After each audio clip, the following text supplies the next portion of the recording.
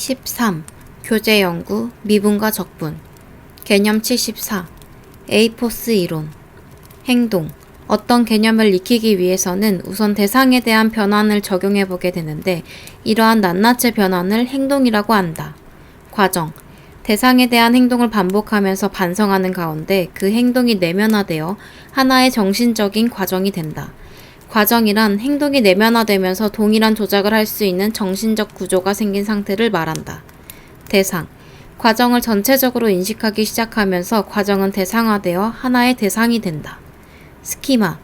행동, 과정, 대상이 조직화되고 연결됨으로써 하나의 일관성 있는 구조가 되면 스키마가 된다. 예. 무한개념 적용.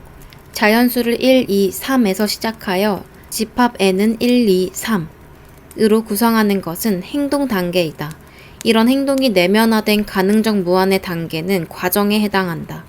도달할 수 없는 가능적 무한이 대상화되면 도달할 수 있는 무한의 개념인 실무한의 단계가 되며 이는 대상에 해당한다. 예. 함수 개념 적용. 함수 개념을 습득할 때 함수식의 변수의 값을 대입해 보는 것, 혹은 정의역의 원소를 공역의 원소로 대응을 시키는 것을 행동이라고 볼 수 있다. 특정한 값을 입력하고 그에 따라 출력값을 생각하는 각 절차에 얽매이지 않고 함수를 입력과 출력으로 인식하는 상태가 과정이다. 이런 과정을 대상화하여 함수를 하나의 집합으로 간주하면서 집합에 대한 조작을 하는 것은 함수를 대상으로 보는 상태이다. 이런 모든 것들은 궁극적으로 함수에 대한 체계적 틀인 스키마로 자리 잡게 된다. 개념 75. 스파드의 수학적 개념 형성 과정.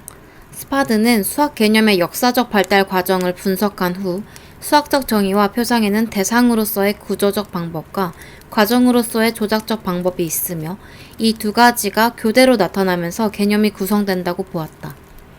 스파드는 수학적 개념의 형성 과정을 분석하고 계산적인 조작이 추상적인 대상으로 전이되기 위해서는 복잡한 과정을 거쳐야 하는데 이 과정을 내면화, 압축, 실제화의 세 단계로 설명하였다. 고등학교 수학 교과서에서 n이 한없이 커짐에 따라 수열 1, 2분의 1, 3분의 1, n분의 1은 한없이 0에 가까워진다고 배운다. 이러한 직관적 설명을 해석학에서 다루는 입실론 방법에 따라 더 엄밀한 설명으로 전환시키기 위하여 다음의 세 단계를 제안하였다. 첫 번째, 내면화 단계에서는 실제로 수행한 행동을 통해 조작이 구성되도록 한다. 주어진 수열에서 절대값 n분의 1 마이너스 제로는 0.1, 절대값 n분의 1 마이너스 제로는 0.01을 만족하는 n을 구하고 절대값 n분의 1 마이너스 제로는 0.1보다 작다. 절대값 n분의 1 마이너스 제로는 0.01보다 작다. 를 만족하는 n을 구해봄으로써 n이 커짐에 따라 각각 대응되는 n분의 1의 값을 생각해본다. 두 번째, 압축 단계에서는 절대값 n분의 1 마이너스 제로는 0.1, 절대값 n분의 1 마이너스 제로는 0.01의 우변을 특정한 수가 아니라 임의의 작은 양수 m이 되도록 한다. 이러한 과정을 통해 절대값 n분의 1 마이너스 제로가 n보다 작다와 같이 더 일반화된 경우를 생각한다. 세 번째, 실제화 단계에서는 이제까지 다루어둔 것을 새로운 시각에서 조망하여 임의의 양수 입실론에 대하여 a가 0보다 크거나 같고 입실론보다 작거나 같음이 성립하면 a는 0이다 라고 이해하게 된다.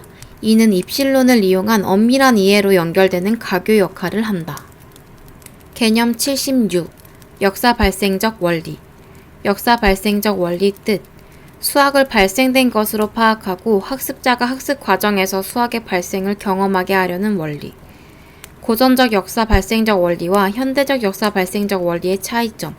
클라인과 푸엔칼레는 해켈의 재현의 법칙에 충실하게 수학의 역사적 발달과 개인의 수학학습 사이의 평행성을 어느 정도 인정한다는 점에서 고전적 역사 발생적 원리라고 명명한다.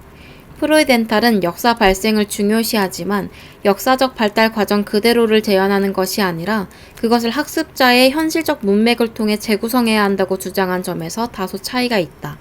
프로이덴탈은 교사의 적절한 안내에 따라 학습자가 스스로의 활동을 통하여 수학적 개념을 자신의 현실로부터 수학화 과정을 통해 재발명해야 한다고 보았다. 이 과정에서 수학적 개념의 역사 발생이 중요한 지침이 되므로 여전히 역사 발생적 원리를 따르고 있기는 하지만 그 이전과 차이를 보이기 때문에 현대적 역사 발생적 원리라고 명명할 수 있다. 개념 77. 역사 발생적 원리의 의의. 역사 발생적 원리에 따르면 인간 개개인의 수학학습 과정은 수학사의 발전 과정과 어느 정도의 동형성이 있으므로 수학사에서 수학자들이 어떤 개념을 둘러싸고 겪은 어려움은 그 수학적 개념을 학습하는 학생들에게도 나타날 수 있다. 이런 점을 고려하면 학생들이 논증기하와 음수 및 복소수를 이해할 때 어려움을 겪게 되는 것은 당연하며 처음부터 개념에 대한 연역적인 정의가 아니라 직관적이고 자연스러운 개념의 발생 과정을 제시할 필요가 있다.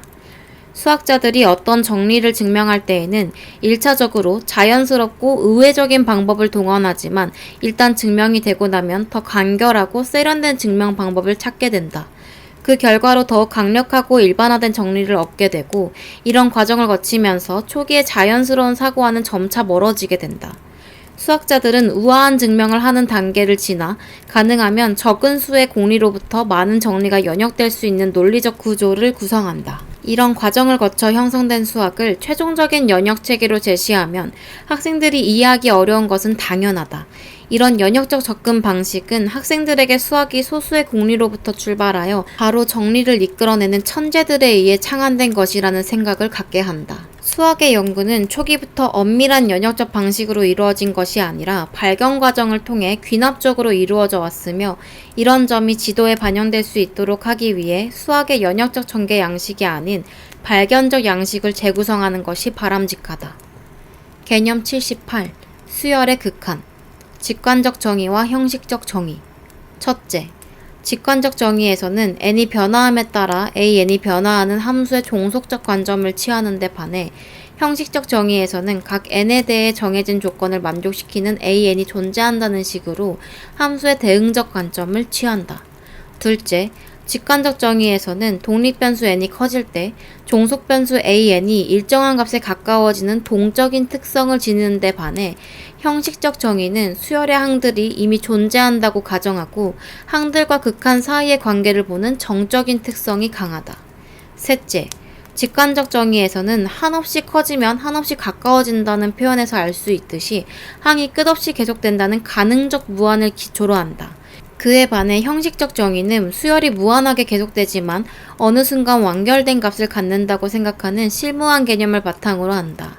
넷째, 직관적 정의는 n의 변화에 따른 an의 변화 과정에 초점을 맞추는 데 반해 형식적 정의는 절대값 an-알파는 입실론보다 작다를 만족하는 결과로서의 극한값 알파에 주목한다.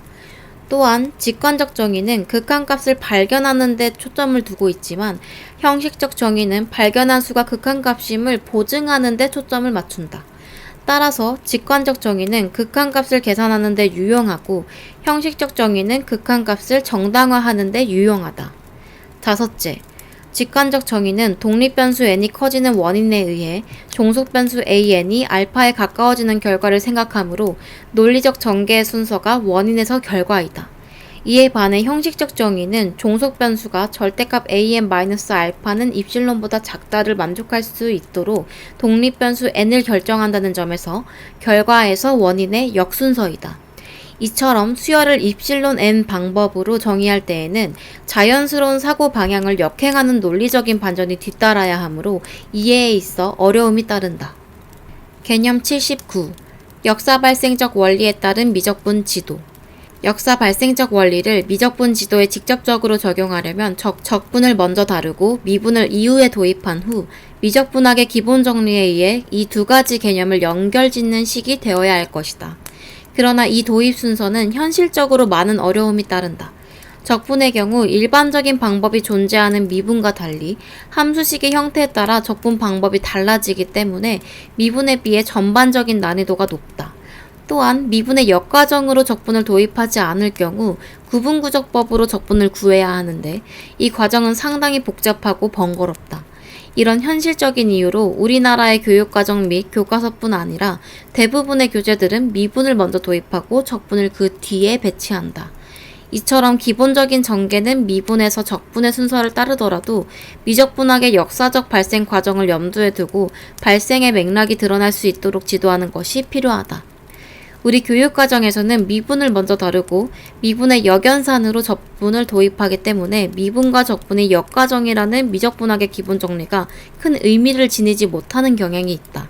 그러나 미적분학의 역사적 발생 과정을 살펴보면 적분의 아이디어는 기원 전부터 발전시켜온 것으로 17세기에 이르러서야 알게 된 미분이 적분과 모종의 관련성이 있으리라고는 생각하지 못하였다. 그런데 미적분학의 기본 정리는 별개인 것으로 보이던 미분과 적분이 서로 역연산임을 밝혀주었으니 미적분학의 토대를 이루는 기본 정리라는 명칭을 얻을 만하다.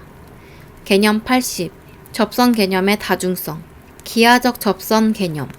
개념 1. 곡선과 한 점에서 만나는 직선. 개념 2. 곡선과 스치며 만나는 직선. 개념 3. 할선의 극한. 함수적 접선 개념. 개념 1. 직선의 방정식과 곡선의 방정식을 연립하여 얻은 x에 대한 방정식이 중근, 3중근, 4중근 등을 갖는 직선. 판별식 d는 0. 개념 2. 곡선 위에 한 점을 지나며 기울기가 그 점에서의 미분계수와 같은 직선. 개념 81. 개념 정의와 개념 이미지. 개념 정의와 개념 이미지의 뜻. 개념 이미지. 개념과 정신적으로 관련된 모든 성질과 과정 및 심상들로 이루어진 인지구조. 개념 정의. 개념을 정확히 설명하는 언어적 정의. 부적절한 개념 이미지에 의존하여 5개념을 형성한 경우. 예. 수열 1 플러스 n분의 마이너스 1의 n 플러스 1승. 이와 같은 교대 수열은 1에 수렴하지만 진동하는 수열의 개념 이미지를 먼저 떠올리게 되면서 교대 수열은 진동하기 때문에 극한값이 없다고 잘못 생각할 수 있다. 이는 개념 이미지에 지나치게 의존한 그림 5-10의 직관적 반응에 해당한다고 볼 수 있다. 수열 1, 2분의 1, 3분의 1, n분의 1을 그림 5-11과 같이 좌표 평면에 나타내므로 수열은 끊임없이 진행하면서 변화한다는 생각을 갖게 하여 상수 수열의 극한값은 존재하지 않는다고 5개념을 형성시킬 수 있다. 예. 다음 함수가 연속함수인지 물었을 때 학생들은 유리수와 무리수인 경우의 그래프가 이어져 있다는 측면에 주목하여 연속함수라고 답한 경우가 많았다. 학생들이 연속이라고 답한 이유는 학생들이 연속의 개념 정의보다는 그래프가 끊이지 않고 연결되어 있다는 개념 이미지에 의존했기 때문이다.